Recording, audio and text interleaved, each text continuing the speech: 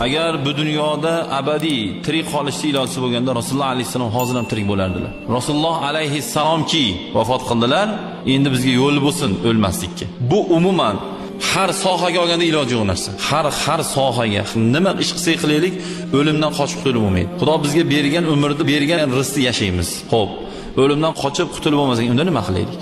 Nima qilaylik unda? Endi bitta yo'l qoldi. U nima edi? Endi o'limga tayyorgarlik ko'r.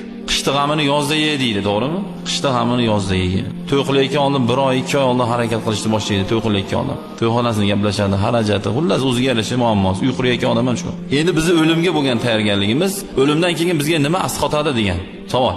Qishga nima asqotadi? Ha, o'tin, ko'mir, issiq joy yo dom yo vog'ozob. Shuni qilamiz. Safarga chiqib ketamiz. Nima asqotadi? Chachiq avval, sho'rti avval, mayka avval, chachiq avval, pul avval, chimadan avval. Safarda kerak narsani biz olishimiz shu tayyorgarligimiz bo'ladi. Xo'p, endi o'limga tayyorgarlik ko'r. Nima degani bu desa, ba'zi birlar aytadiki, hamma o'lim tegimgacha qilib qo'yganman. Mayli, qilib qo'yishing yaxshidir, lekin o'limtik o'lgan odamning g'ami emas. O'limtik bu biz tiriklarning g'amimiz.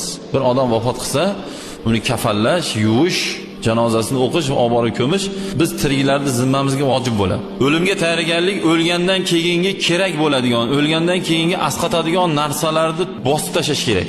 O'ziga kerak narsani ko'pgina olib qo'ygan odam doim xursand yuradi. Ha, desa men xotirjamman deydi. Men ko'pgina suv